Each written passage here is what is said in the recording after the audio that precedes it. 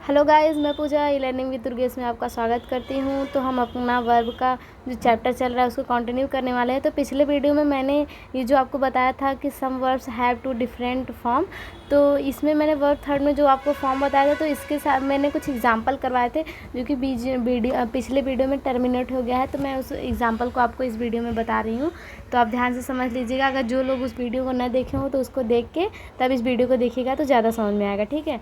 तो यहाँ पे है कि वर्ब थर्ड जो है वो क्या होता है, ड्रंक होता है, ड्रंकन होता है। उसके बाद क्या होता है कि जब ड्रंक तब मेन वर्ब में आएगा जब उसके बाद कोई क्या हो, एडजेक्टिव ना हो, ठीक है। लेकिन इसके बाद अगर एडजेक्टिव तब होगा जब वह नाउन के पहले नाउन के कोई पहले क्या आ जाए, एडजेक्टिव तब होगा जब किसी एडजेक्टिव के बाद में क्या आए, नाउन आए, तो वो वर्ड हमारा क्या हो जाएगा, एडजेक्टिव होगा। जैसे हम एग्जांपल देखते हैं, आई हैव ड्रंक या ड्रंकन मच। तो अभी मैंने बताया कि यहाँ पे क्या है, हैव है हेल्पिंग वर्ब और ड्रंक हमारा क्या है, मेन वर्ब, क्योंकि ड्रंक या ड्रंकन के बाद क्या आ रहा है, कोई नाउन वर्ड नहीं आ रहा है। जब नाउन आता तब जाके हमारा ये क्या होता, एडजेक्टिव होता, लेकिन यहाँ पे नाउन नहीं आ रहा है तो ये हमारा क्या हो जाएगा, मेन वर्ब हो जाएगा। तो यहाँ ड्रंकन का यूज़ नहीं करेंगे, ड्रंक का यूज करेंगे। अगला है आई सा अ ड्रंक या ड्रंकन मच लास्ट नाइट। तो यहाँ पे ये हो जाएगा मच लास्ट नाइट। तो ये हमारा क्या है, ये हमारा नाउन है। तो जब भी क्या हो, एडजेक्टिव तब माना जाता है जब उसके बाद क्या आता है, कोई नाउन आता है। तो यहाँ पे जब नाउन दिया है तो हम यहाँ पे क्या करेंगे, ये हेल्पिंग वर्ब के रूप में काम नहीं करेगा या मुख्य क्रिया के रूप में कार्य नहीं करेगा। ये किसके रूप में कार्य करेगा, एडजेक्टिव के रूप में। तो हमारा सही सेंटेंस हो जाएगा आई शॉ अ ड्रंकन मैन लास्ट नाइट। अगला सेंटेंस हम देखते हैं, जैसे यहाँ पे क्या दिया है, डिफेटेड। तो डिफेटेड एक ऐसा शब्द है कि जिसमें क्या, ये कब मेन वर्ब होता है और कब एडजेक्टिव होता है। तो एडजेक्टिव ये तब होगा जब इसके बाद क्या है, कोई नाउन आए या कोई क्या आए, सब्जेक्ट आए, तो ये क्या हो जाते हैं, एडजेक्टिव हो जाते हैं। जैसे हो जाए आई डिफेटेड हिम, तो इसके बाद ना कोई नाउन आया ना कोई सब्जेक्ट आया, तो ये क्या हो जाएगा, ये हमारा हो जाएगा मेन वर्ब हो जाएगा। तो आई हैव डिफेटेड हिम, तो ये क्या हो जाएगा, हमारा मेन वर्ब हो जाएगा, ना कि एडजेक्टिव। अगला है he is the captain of defeated team. वह मतलब कि वह क्या है, इस टीम का क्या है, डिफेटेड कैप्टन है। तो यहाँ पे जो है टीम हमारा क्या है, एक नाउन है। तो नाउन के पहले अगर कोई आ जाए वर्ड तो ये क्या हो जाएगा, मेन वर्ब नहीं होगा, एडजेक्टिव होगा। तो ये डिफेटेड होगा, ना कि अगर डिफेटेड लिखते हो तो ये कहाँ, ये वर्ब के थर्ड फॉर्म में क्या आ जाएगा, पास्ट पार्टिसिपल हो जाएगा। तो इसकी वजह से यहाँ पे क्या हो जाएगा, ये एडजेक्टिव हो जाएगा। अगला है द शिप हैज संक या शंकन। तो यहाँ पे द शिप हैज संक या शंकन, तो शंक या शंकन के बाद कोई नाउन नहीं है या फिर कोई ऑब्जेक्ट नहीं है। जब कोई नाउन या ऑब्जेक्ट नहीं रहेगा तो वो क्या हो जाता है, मुख्य क्रिया के रूप में कार्य करेगा, ना कि एडजेक्टिव के रूप में। अगर कोई नाउन हो या कोई वर्ड हो जो कि क्या करता हो, सब्जेक्ट को डिनोट करता, तो वो क्या हो जाता है, हमारा एडजेक्टिव हो जाता। तो द शिप हैज क्या हो जाएगा, शंक, जो कि मुख्य क्रिया के रूप में आएगा, शंकन नहीं आएगा, एडजेक्टिव नहीं होगा। अगला है आई फाउंड शंक या शंकन शिप। तो यहाँ पे क्या दिया है, आई फाउंड अ शंक या शंकन शिप। तो जब शिप दिया है तो शिप हमारा क्या है, एक नाउन है, और नाउन के पहले हमको पता है हमेशा क्या आता है, एडजेक्टिव आता है। तो जब यहाँ पे मेन वर्ब दिया है आई फाउंड, तो जब मेन वर्ब दिया है तो यहाँ पे क्या, हमको मेन वर्ब लगाना नहीं है, हमको क्या लगाना है, एडजेक्टिव लगाना है, जो कि पार्टिसिपल में आएगा, और जो कि वर्ब थर्ड है। तो यहाँ पे हम शंकन का प्रयोग करेंगे, ना कि शंक का। तो यहाँ तक समझ में आ गया। तो बढ़ते हैं नेक्स्ट, इस पे देखते हैं क्या कि वर्ब, जो कुछ ऐसे वर्ब होते हैं जो एडवांस्ड होते हैं, बेसिक समझ जिनको कहते हैं। तो वर्ब बेसिक एडवांस में हम पढ़ने वाले हैं फाइनाइट और इनफाइनाइट। तो पहले आप ये समझ लीजिए कि फाइनाइट कब यूज़ किया जाता है और कब इनफाइनाइट यूज़ किया जाता है, क्योंकि इन दोनों में बहुत सारे कन्फ्यूजन रहते हैं, जिससे हम बहुत सारे सिंपल क्वेश्चन भी गलत कर देते हैं। तो जैसे यहाँ पर लिखा है affected by the subject and tense of the sentence, मतलब किसी भी सेंटेंस में जो फाइनाइट वर्ब होते हैं वो क्या होते हैं, उससे प्रभावित होते हैं, उसके वो सेंटेंस से और उस टेंस के क्या करते हैं, सब्जेक्ट से प्रभावित होते हैं। लेकिन जो नॉन फाइनाइट वर्ब होते हैं ये क्या होते हैं, not affected by the subject and tense of the sentence. ये सेंटेंस के सब्जेक्ट और टेंस से प्रभावित नहीं होते हैं। जैसे यहाँ पे है एग्जाम्पल देख लेते हैं, she wants to go there. She wants to go there, तो सिंग क्या है, शी हमारा सिंगुलर फॉर्म है, जो कि वॉन्ट्स क्या है, फाइनाइट टू गो देयर। तो फाइनाइट वर्ब क्या है, ये टेंस में क्या कर रहा है, अफेक्ट कर रहा है, सब्जेक्ट को अफेक्ट कर रहा है। वांट्स यहाँ पे क्या कर रहा है, अफेक्ट कर रहा है टेंस को, सेंटेंस को। और जो टू गो है वो क्या है, नॉन फाइनाइट है, क्योंकि ये क्या कर रहा है, सब्जेक्ट और टेंस को क्या कर रहा है, अफेक्टेड नहीं कर रहा है। तो हो जाएगा she wants to go there, ये हमारा सही हो जाएगा। अगला है they wants to go to there. तो यहाँ पे दे जो क्या हो जाएगा हमारा प्लूरल हो जाएगा, शी हमारा सिंगुलर है, मतलब दोनों क्या है थर्ड पर्सन है, लेकिन सी हमारा सिंगुलर है, दे हमारा प्लूरल है। यहाँ पे वॉन्ट्स टू गो देयर। अगला है टेंस के अकॉर्डिंग अगर देखें तो क्या हो जाएगा, she wanted to go there. तो यहाँ पे शी हो जाएगा, जो वांटेड है ये क्या कर रहा है, ये फाइनाइट हो जाएगा क्योंकि ये किसको अफेक्टेड कर रहा है, टेंस को अफेक्टेड कर रहा है। तो सी वांटेड टू गो देयर। आगे बढ़ते हैं, अगला है, हम पहले बात करते हैं फाइनाइट वर्ब की।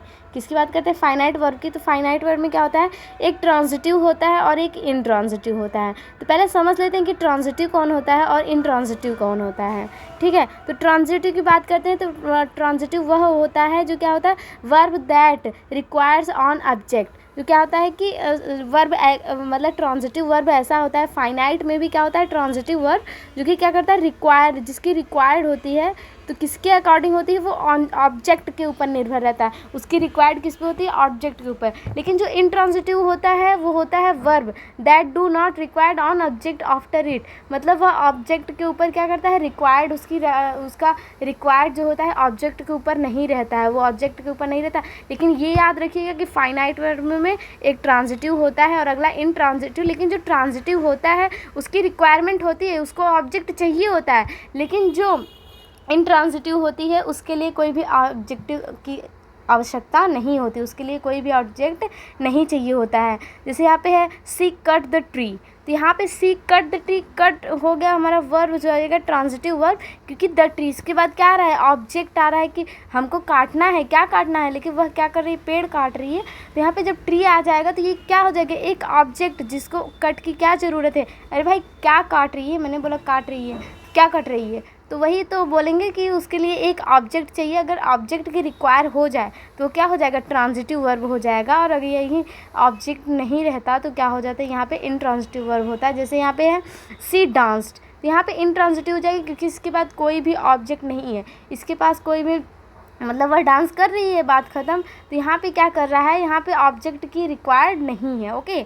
अगला है द बॉयज़ फ्लाई काइट्स। तो यहाँ पे क्या है, ये ट्रांस हो जाएगा कि फ्लाई, बॉयज़ क्या कर रहे हैं, लड़के पतंग उड़ा रहे हैं। तो जब पतंग उड़ा रहे हैं तो क्या कर रहे हैं, उड़ा रहे हैं, क्या उड़ा रहे हैं, पतंग उड़ा रहे हैं। तो यहाँ पे क्या कर रहे हैं, एक ऑब्जेक्ट आ रहा है जो कि क्या है, ट्रांजिटिव वर्ब आएगा क्योंकि इसमें इसकी रिक्वायर की जा रही है, किसकी, ऑब्जेक्ट की। अगला है जैसे यहाँ पे है बर्ड्स फ्लाई। तो क्या है, पक्षियाँ उड़ रही हैं, तो इसमें किसी ऑब्जेक्ट की तो आवश्यकता हमको पड़ी नहीं, तो यहाँ पे ऑब्जेक्ट का रिक्वायर ही नहीं है, तो ये क्या हो जाएगा, हमारा इंट्रांजिटिव हो जाएगा, ठीक है। अगला है जैसे इसमें कुछ की पॉइंट्स दिए हुए हैं कि जब भी हमको क्या करना है, व्हाट और हु दिख जाए, और वो भी कब दिख जाए, वर्ब के पहले। वर्ब के पहले जब भी व्हाट और हु दिख जाए तो ये हमेशा क्या आते हैं, सब्जेक्ट के रूप में आते हैं। लेकिन अगर वर्ब के बाद कोई व्हाट और हुम लिखे तो वो क्या आ जाते हैं, ऑब्जेक्ट के रूप में। ये की पॉइंट आप अच्छे से नोट कर लीजिए या फिर स्क्रीनशॉट भी कर सकते हैं। तो जब भी व्हाट और हु क्या है, वर्ब के पहले आए तो वो सब्जेक्ट होता है, और वर्ब के बाद अगर कोई व्हाट और हुम आता है तो वो क्या हो जाता है, ऑब्जेक्ट के रूप में रिक्वायरमेंट उसकी होती है। अगला है नॉन फाइनाइट वर्ब्स। तो नॉन फाइनाइट वर्ब्स में आपको 3 होते हैं। अभी मैंने फाइनाइट वर्ब बताया था, तो जब फाइनाइट वर्ब में ट्रांजिटिव और इंट्रांजिटिव था, लेकिन नॉन फाइनाइट में आपका कौन कौन सा है, 3 है। कौन कौन सा, इन्फिनेटिव है, जिरंड है और पार्टिसिपल है। तो मैंने जिरंड आपको पहले इसके टॉपिक में आपको थोड़ा सा बताया था कि जिरंड वो होते हैं जो क्या करते हैं कि वर्ब के फर्स्ट फॉर्म में आईएनजी लग के बनते हैं। क्या लगते हैं, वर्ब के फर्स्ट फॉर्म में आईएनजी लग के जिरंड बनते हैं। तो इसको मैं आगे डिटेल से बताऊंगी। तो इन्फिनेटिव क्या होते हैं, वो टू के साथ क्या लगते हैं, वर्ब फर्स्ट लगाते हैं, टू के साथ वर्ब फर्स्ट लगाते हैं तो इन्फिनेटिव होते हैं। तो नॉन फाइनाइट वर्ब्स कौन कौन से होते हैं, इन्फिनेटिव होते हैं, जिरंड्स होते हैं और पार्टिसिपल्स होते हैं। तो पहले हम बात करते हैं इन्फिनेटिव की। तो यहाँ पे इन्फिनेटिव की बात करते हैं कि इन्फिनेटिव एक वर्ब होता है जिसका नाउन की तरह कार्य करता है तथा यह वर्ब के गुणों को नहीं छोड़ती है।